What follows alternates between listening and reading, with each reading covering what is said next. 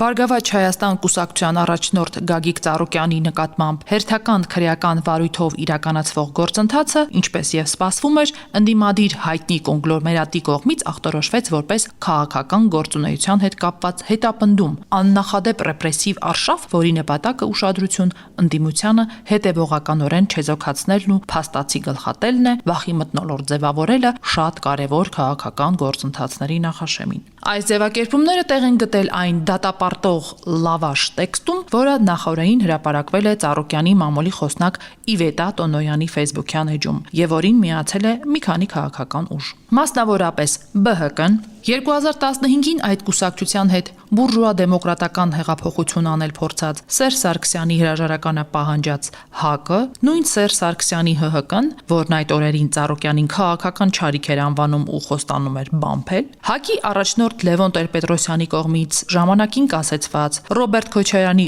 օրոքել ապա կասեցված հայ հեղափոխական դաշնակցությունը, ինչպես նաև մի քանի մարդ կուսակցություններ։ Թեև Տոնոյանի էջում հրապարակված տեքստի ներքո չկա ուժեղ Հայաստան կուսակցության անունը, սակայն այդ ուժը Ծառուկյանի նկատմամբ իրականացվող գործընթացը դատապարտող սեփական տեքստով է հանդես եկել, այն հրապարակելով Facebook-յան պաշտոնական իր էջում։ Սա երկրում շարունակվող քաղաքական զանգվածային հետապնդումների հերթական օրինակն է։ Գործող իշխանությունների կողմից շարունակվող բռնաճնշումների հիմնական նպատակն է լրացնել ընդդիմադիր ուժերին։ Մասնավորապես նշված է ուժեղների երկնած երկու կարճ պարբերությամբ տեքստում, որտեղ նկատենք երկու անգամ գործածված է բռնաճնշում բառը։ Հարց է ծագում. եթե ընդդիմադիր վերոհիշյալ ուժերը դատապարտում են ԲՀԿ առաջնորդի հետ տեղի ունեցողն ու դրան դրամատիզմ հաղորդելու համար շեշտում, սա ընդդիմությանը գլխատելու, լրացնելու փորձ է, ապա ինչու այդ ուժերը ինքնստինքյան համապատասխան վայրում չէին բռնաճնշվողի, գլխատվողի կողքին։ Ասենք, որտեղ էին Գագիկ Ծառուկյանի քաղաքական կնքահայր Ռոբերտ Քոչարյանը կամ նրա որդի Լևոնը, Ծառուկյանի հետ ջան-ջիգար հարաբերությունների մեջ գտնվող Կարապետյան ընտանիքի անդամները, ասենք Նարեկ Կարապետյանը, կամ ասենք Ծառուկյանի չուչելների համար անհանգստացած Սամվել Կարապետյանի որդի հայտնի Սարգիսը։ Ինչու չէին եկել նրան աջակցելու։ Իսկ 2015-ին Ծառուկյանի հետ նույն հարթակում կանգնած Լևոն Զուրաբյանը, Դեմկուսի ղեկավար Արամ Գասպարիչը, ինչու չէին եկել աջակցելու, այսպես ասած, բալետ անելու Գագիկ Ծառուկյանին, սեղմելու նրան աջակցելու եկած դուստրերի ձեռքն ու ապրումակցելու, գործընթացը լուսաբանող ԶԼՄ-ների առաջ խրոխտ դատապարտելու բռնաճնշումը ազդարարելով։ Մենք բոլորս Գագիկ Ծառուկյան ենք։ Չէ՞ որ իրենց անունից հրապարակված վերոհիշյալ տեքստում աղաղակում են. ԲՀԿ ղեկավարի դեմ իրականացվողը քայլ է ընդդեմ ընդդիմության, հետևապես ընդդեմ իրենց ընդդիմություն համարող բոլոր քաղաքական ուժերի։ Հարցն ունի ենթադրելի պատասխաններ։ Պատասխանը առաջին տեղի ունեցողը համարում են արդարացի, օրենքի տառին եւ ոգուն համապատասխան գործընթաց, հետևապես չեն ուզում խառնվել իրավապահների գործին։ Պատասխան համար 2. Ծառուկյանի խոսնակի գրած ու հրապարակած տեքստին միացել են, այսպես ասած, կուլտուրայից ելնելով, գալչկայի համար, որպեսի Նիկոլ Փաշինյանին ուղերձեն, թե ճիշտ է նախընտրական շրջանում այդպես էլ չմիավորվեցինք, մեկ ճակատ չդարձանք, բայց դա չի նշանակում, որ շարունակում ենք լինել անմիաբան ու պառակտված։ Հետևապես Նիկոլ Փաշինյան չնստես կոճղին, չուտես կարկանդակ։ Իրականում, սակայն, Ծառուկյանի հետ տեղի ունեցող թող որ իրավական գործընթացը ընդդիմությունը կարող էր դարձնել փողոցային պայքար սկսելու, այսպես ասած, կազուս բելի եւ գեներացնել իրենց ասած ընտրությունների արդյունքների, մասնավորապես ԲՀԿ-ի ձայները գողանալու դեմ բողոքող զանգվածին։ Ու եթե իսկապես կա այդպիսի զանգված, ապա այդ զանգվածը պետք է այսօր փողոցում լիներ։ Սակայն ոչինչ էլ տեղի չունեցավ, քանի որ Ծառուկյանը Սամվել Կարապետյանին, Ռոբերտ Քոչարյանին եւ մյուսներին պետք էր որպես հետընտրական պարտնյոր, եթե բանը հասներ Գյումրի 2 օպերացիան կյանքի կոչելուն։ Բայց քանի որ ընտրությունների արդյունքները հոդս ցնդեցրին այդ սցենարը, ԲՀԿ-ն 0 մանդատ ստացավ, ուստի այդ հանգամանքի բերումով Ծառուկյան սուբյեկտը դադարեց քաղաքական առումով լինել հրապուրիչ։ Ահա եւ վերջ։ Ընդդիմադիր ուժերի ֆիզիկական աջակցությունը չստանալու ֆոնին նկատենք սոցիալական ցանցերում արշավ, եթե չասենք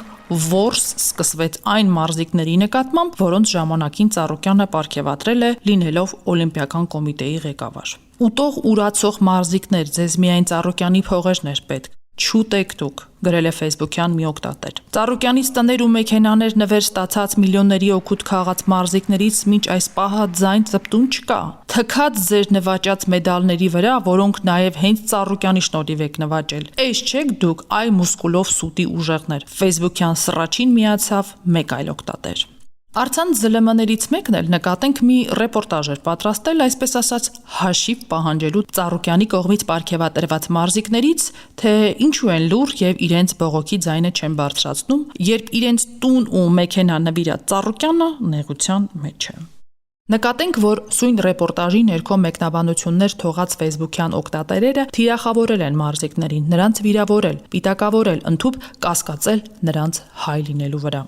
Փաստորեն մարզիկները, որոնք իրենց աշխատանքի շնորհիվ մեդալներ են նվաճել ու չեմպիոններ դարձել, եւ այդ հանգամանքի բերումով պարգևատրվել են Ծառուկյանի կողմից, այսպիսով մուրհակ են ստորագրել ու պարտավորվել անհրաժեշտ պահին, ասենք երբ Գագիկ բարեգործը ենթադրյալ հանցագործության համար ձերբակալվի կամ կալանավորվի, հանդես գան նրա պաշտպանությամբ։ Մի զբաղվեք անբարոյականությամբ, ինչ եք ուզում մարզիկներից։ Իրենք իրենց աշխատանքի շնորհիվ են չեմպիոն դարձել եւ ոչ թե ինչ որ մեկի փողերով առել այն։ Մարզիկների նկատմամբ սանձազերծված այս նողկալի արշավին արձագանքելով գրել է օգտատերերից մեկը միաժամանակ հորդորելով չքաղաքականացնել սպորտը, մարզիկներին քարշ չտալ քաղաքականություն։ Փաստորեն տեսնելով, որ ընդդիմությունն իրենց ակնկալած աջակցությունը չի հայտնում Ծառուկյանին, նրանց սատարող շահագրգիռ խմբակները որոշել են, ինչպես ժողովուրդն է ասում, մուրը հանել մարզիկներից, կազմակերպելով երեստվանքի Facebook-յան մարաթոն։ Գագիկ Ծառուկյանին հիրավի չեմպիոն կարելի է համարել, քաղաքական ձախորդության չեմպիոն։ Նա ավելի քան 20 տարի է քաղաքականության մեջ է,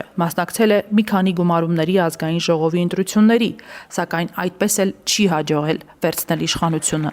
դառնալ Հայաստանի Հանրապետության նախագահ կամ վարչապետ։ 2021 թվականի ազգային ժողովի ընտրությունների պարտությունը 2026 թվականին դուբլելուց հետո Ծառուկյանն անխուսափելիորեն կանգնելու է ընտրության առաջ։ Նորից փակել քաղաքականության մեջ, ինչպես 2015 թվականին չարիք դառնալուց բամպվելուց հետո ու անցնել ընդհատակ, թե շարունակել մնալ քաղաքականության մեջ, այսպիսով դիմելով ինքնասպանության, քաղաքական խարագիրի։